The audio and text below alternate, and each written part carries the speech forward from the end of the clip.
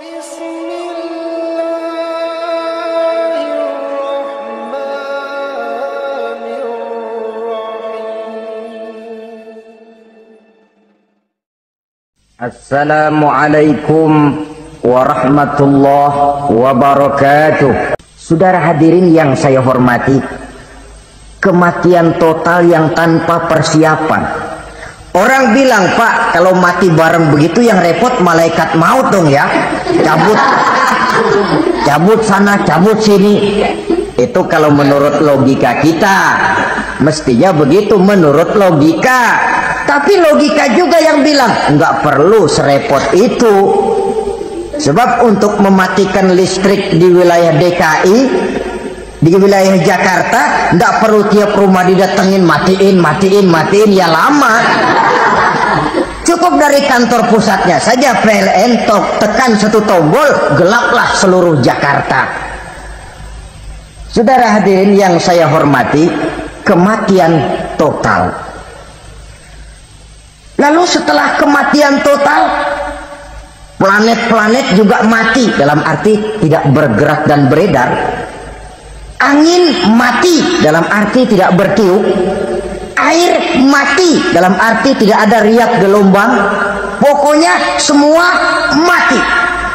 Kullu nafsin za'iqatul maut, semua yang bernafas mati. Dalam ayat lain, kullu man 'alaiha fan, semua yang ada di permukaan bumi fana, yang kekal cuma Allah Subhanahu wa ta'ala. Yang paling belakang mati malaikat maut dan malaikat Israfil, tapi mati juga sesuai dengan janji Allah. Menurut hadis Bukhari Muslim dari Abi Hurairah, masa tenggang waktu antara kematian total pada tiupan sangkakala pertama dengan proses kebangkitan pada tiupan sangkakala kedua 40 lamanya. Tidak dijelaskan oleh Abi Hurairah 40 jam, apa 40 hari, apa 40 tahun. Hadis-hadis cuma menyebutkan 40 saja. Sunyi alam, yang tinggal cuma Allah saja lagi.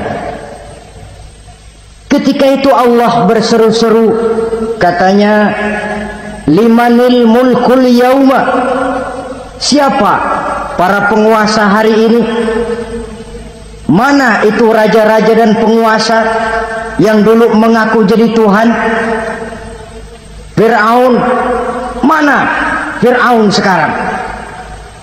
Yang dulu jadi raja, merasa berhasil, sombong, lalu tidak mau turun-turun dari kekuasaannya, sampai kepada puncak kekurang ajarannya mengangkat diri jadi Tuhan. Mana itu Fir'aun? Namrus, mana sekarang Namrus? La ilaha illa ana, ternyata tidak ada Tuhan lain selain daripada aku, kata Allah. Proses kemudian, saudara-saudara, turunlah hujan dari langit. 40 lamanya hujan itu. Tidak jelas juga 40 jam apa 40 hari. Setelah air turun membasahi, datanglah tiupan sangkakala yang kedua. Semua yang bernama mati bangkit dari kuburnya masing-masing. Ini yang disebut Yaumul Ba'thi, hari kebangkitan. Allahu Akbar. Pada saat kita bangkit dari kubur kita masing-masing, kumpul di padang mahsyar namanya. Bayangin aja, saya sendiri nggak sanggup bayangin. Manusia sejak zaman Adam sampai zaman kiamat kumpul bareng di tempat sama. Berapa banyaknya itu?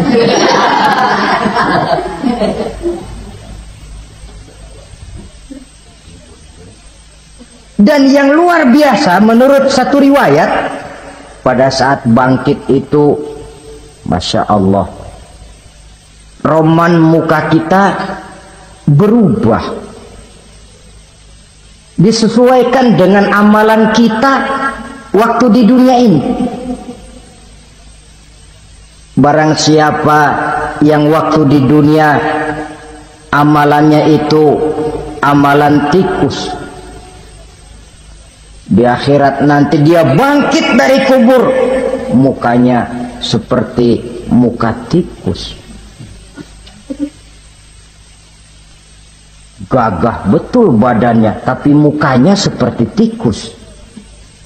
Kenapa? Amalannya waktu di dunia seperti amalan tikus. Apa amalan tikus itu? Suka ngegeragoti barang yang sudah disimpan rapi-rapi. Orang sudah simpan uang rapi-rapi, simpan perhiasan rapi-rapi, digeragoti oleh tikus. Maling-maling, pencoleng-pencoleng, koruptor-koruptor. Itu nanti di akhirat nanti kita lihat mukanya seperti muka tikus. Oh, ini waktu di dunia suka nyolong, mukanya seperti muka tikus. Barang siapa yang waktu di dunia ini amalannya itu amalan macan, dia akan bangkit nanti mukanya seperti muka macan. Apa amalan macan? Macan itu amalannya menang-menangan. Orang yang mau menang saja nggak mau mengalah. Coba lihat di hutan. Kenal hutan nggak? Di hutan, raja hutan di mana-mana pasti macan. Betul kan? Betul. Padahal hutan belum pernah bikin pemilihan umum. Tapi macan tidak peduli ada pemilihan umum apa tidak, pokok saya raja. Sebab apa? Macan jadi raja itu bukan karena benar, tapi karena kuat jadi raja. Setelah dia jadi raja, rakyat hutan yang mesti dilindungi malah dimakan oleh raja macan. Kambing rakyat hutan dimakan oleh macan. Ayam rakyat hutan dimakan oleh macan. Itu nanti kita lihat di akhirat itu mukanya seperti muka macan, gagah betul. Lalu barang siapa yang di dunia ini amalannya itu seperti amalan anjing, nanti dia punya muka seperti muka anjing. Apa amalan anjing? Pertama, anjing itu kalau disuruh jaga rumah, dia tidak bisa membedakan mana maling, mana tamu. Biar yang datang maling, kalau bawa tulang, anjing kalem. Yang kedua, anjing itu akan setia kepada siapa saja yang memberinya roti. Siapa yang memberinya roti, itulah majikannya. Apa kata majikannya, pasti dia laksanakan. Soal benar atau salah, dia tidak peduli. Setelah anjing dapat roti, dia tidak punya pilihan lain kecuali bilang, abdi mah kumaha juragan wae ayeuna mah.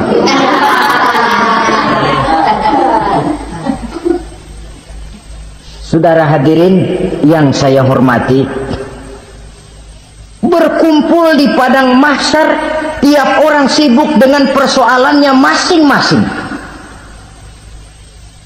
Matahari waktu itu didekatkan oleh Allah, panas luar biasa. Ada yang saking panasnya itu mencucurkan peluh keringat sampai sebatas mata kakinya. Ada yang keringatnya sampai sedengkulnya, ada yang keringatnya sampai sepusatnya, ada yang keringatnya mengalir sampai sebahunya, ada yang kelelap oleh keringatnya sendiri, sementara orang di sampingnya nggak apa-apa. Bergantung lagi amalan dia waktu di dunia ini.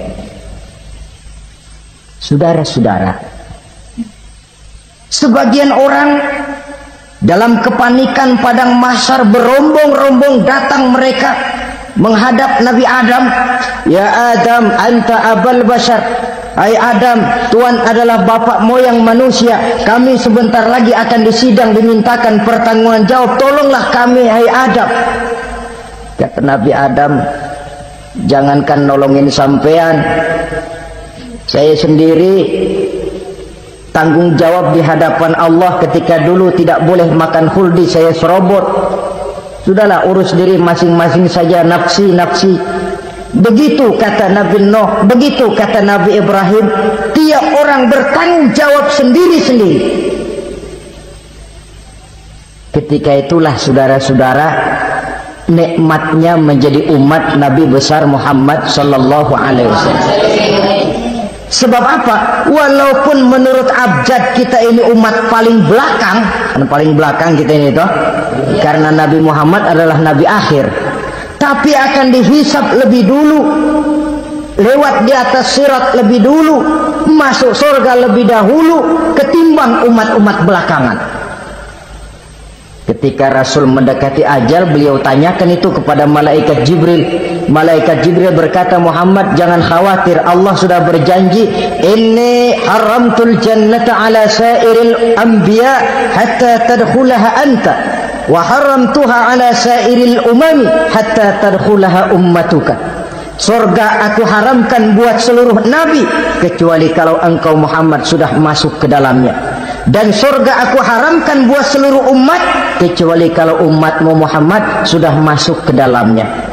Logikanya, walaupun menurut abjad kita umat paling belakang, bakal dihisab paling dulu, lewat di atas sirat paling dulu, masuk surga paling dulu, kalau mampir ke neraka juga paling. Ya resiko.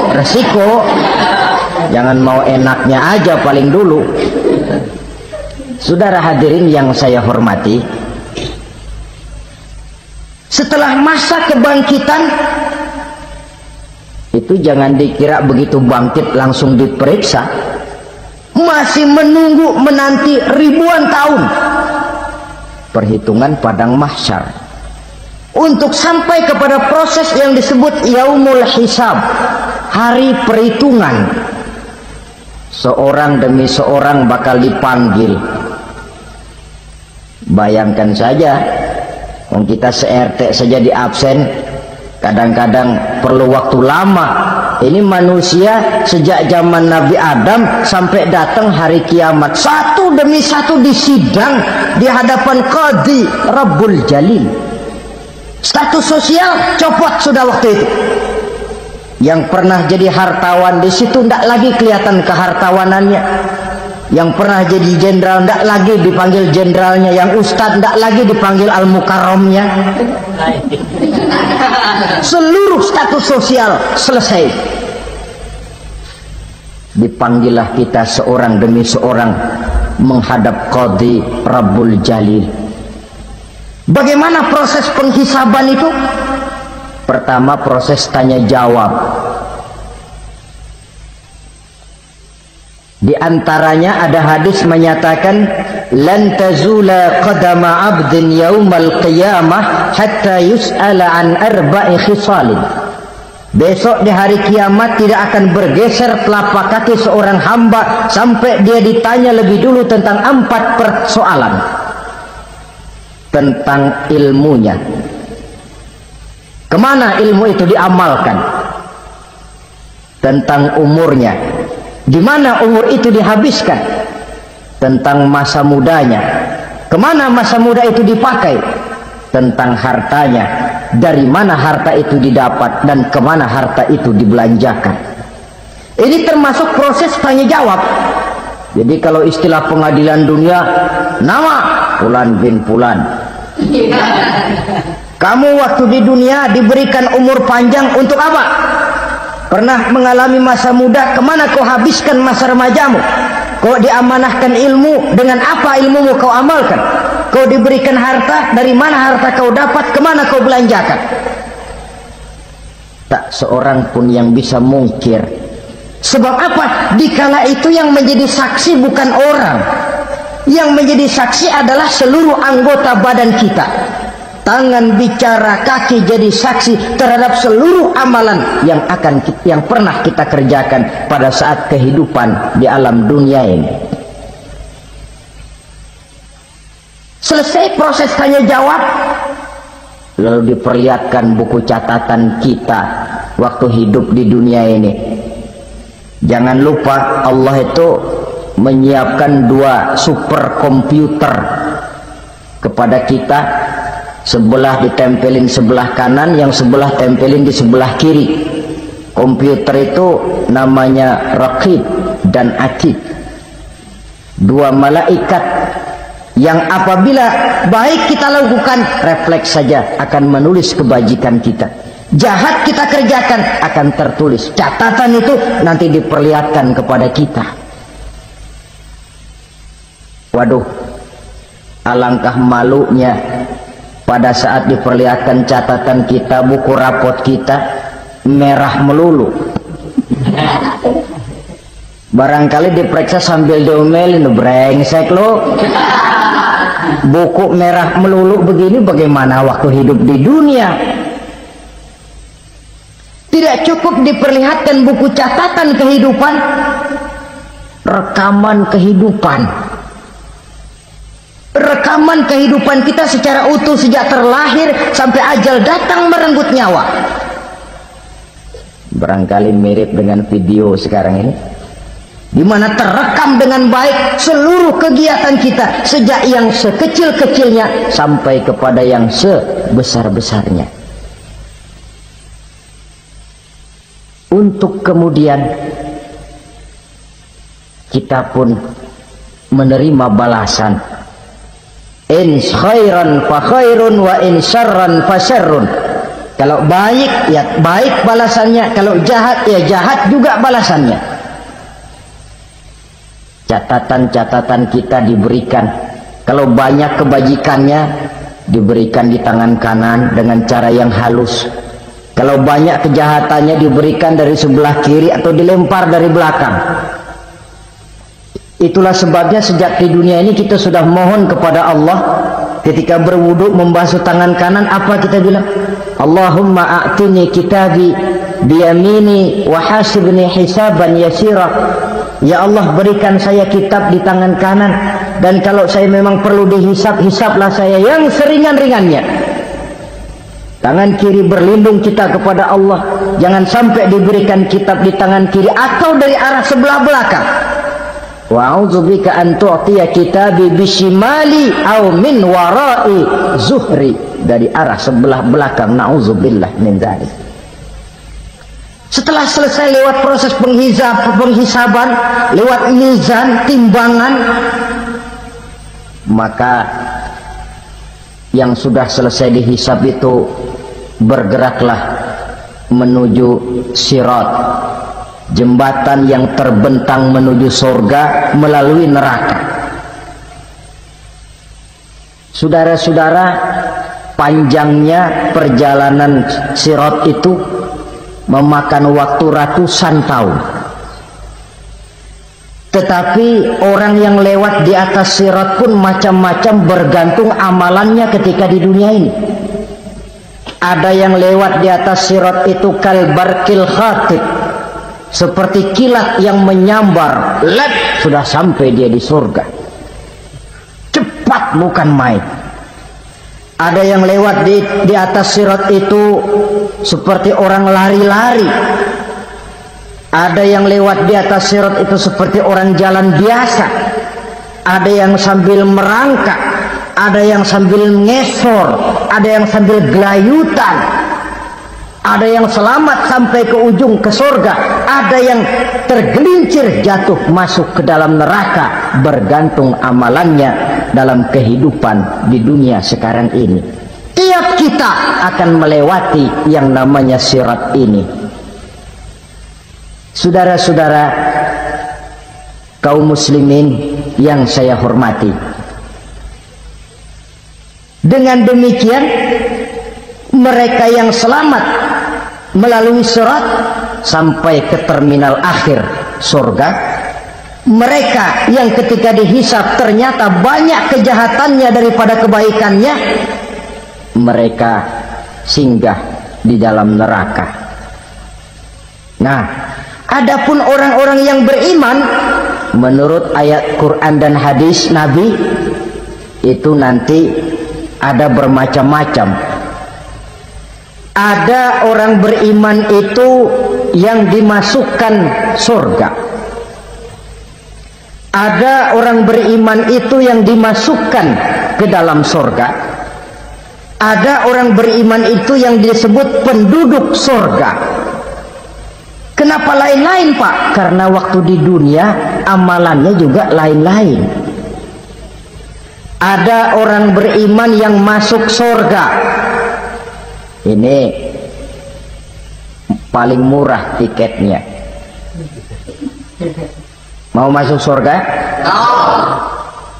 Kata Nabi begini, ma min abdin qala la ilaha illallah thumma mata ala dhalik illa dakhalal jannah. Kalau seorang hamba sudah mengucap dua kalimat syahadat, dia yakin dengan kebenaran kalimat itu sampai matinya, orang itu akan masuk surga. Abi Dzar yang waktu itu diajak bicara heran, ya Rasul kok gampang betul? Iya. Walaupun orang itu mencuri, iya. Walaupun orang itu berzina, iya.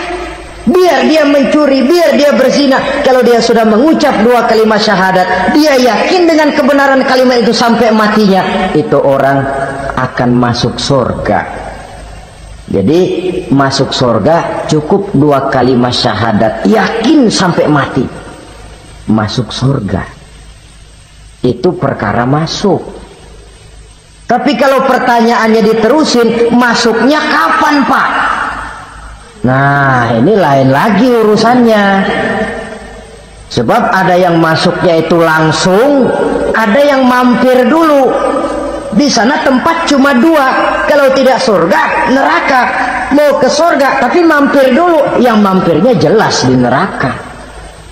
Kenapa? Dalam hadis qudsi ada riwayat, nanti itu di akhirat, setelah Allah selesai mengatur penduduk surga masuk surga, yang neraka masuk neraka, Allah berkata kepada malaikat Malik, malaikat Malik, labaik ya Allah, itu bajingan-bajingan tengik, manusia-manusia durjana yang waktu di dunia tidak mau sujud, jauh dari ulama, gemar melakukan yang munkarat dan maksiat, hidup di tengah masyarakat selalu jadi bibit keonaran, kufur, sudah masuk neraka semua. Sudah ya Allah. Nah, kalau sudah, coba sekarang kamu masuk, Malik. Saya, iya, masuk neraka. Mau apa ya Allah? Kata Allah, akhriju minan nar man kana fi qalbihi misqala habatin min khardalin min iman.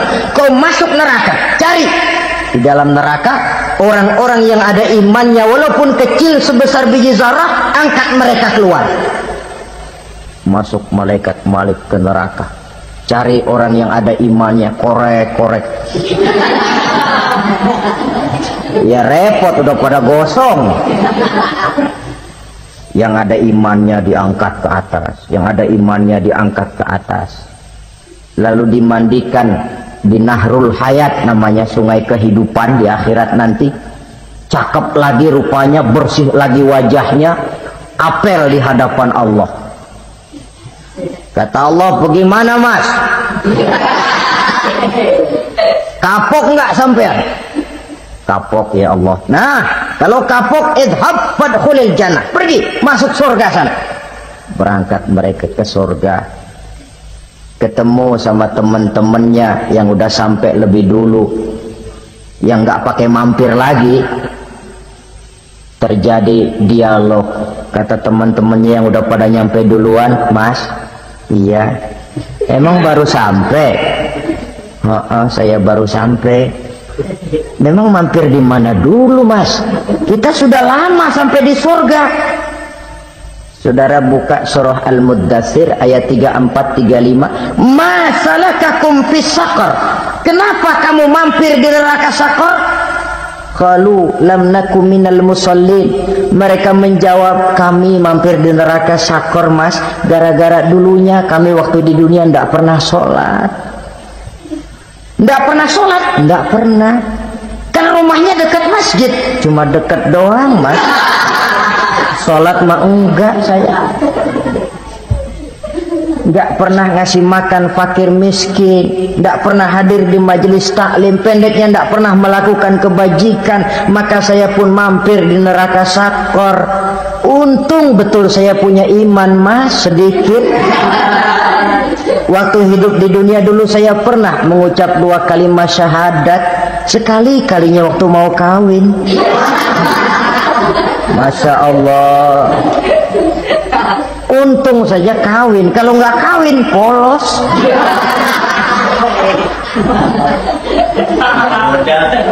Itu juga pengulu sudah setengah mati ngajarin. Asyhadu alla, asyaduaan, asyaduaan.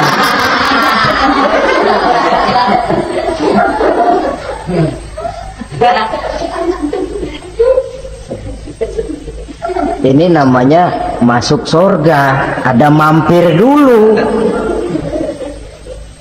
Ada pula orang mukmin itu yang dimasukkan surga. Namanya dimasukkan kan terima beres. Saya masuk ke rumah, jalan sendiri, cari tempat sendiri. Saya dimasukkan ke dalam rumah, terima beres. Pokok ada di dalam, itu dimasukkan namanya. Nggak pakai mampir. Tapi tentu tiketnya lebih mahal ketimbang yang pertama tadi. Apa kata Allah? Innal ladzina amanu wa amilus salihat la ukaffiranna anhum sayyi'atihim wa la udkhilannahum jannah. Sesungguhnya orang-orang yang beriman kemudian beramal soleh, kami hapuskan segala dosa dan kesalahannya, kami masukkan mereka ke dalam surga. Lihat ayatnya. Allah yang memasukkan, kita yang dimasukkan. Tidak pakai transit, tidak usah mampir. Cuma tidak cukup syahadat, tidak cukup amanu, tapi diiringi dengan wa'amilus salih. Iman, amal. Tidak cukup syahadat, lalu dibuktikan dia sholat, dia zakat, puasa, lalu dia melakukan berbagai macam kebajikan. Ini yang menyebabkan dia tidak pakai mampir di tempat yang bernama sakor.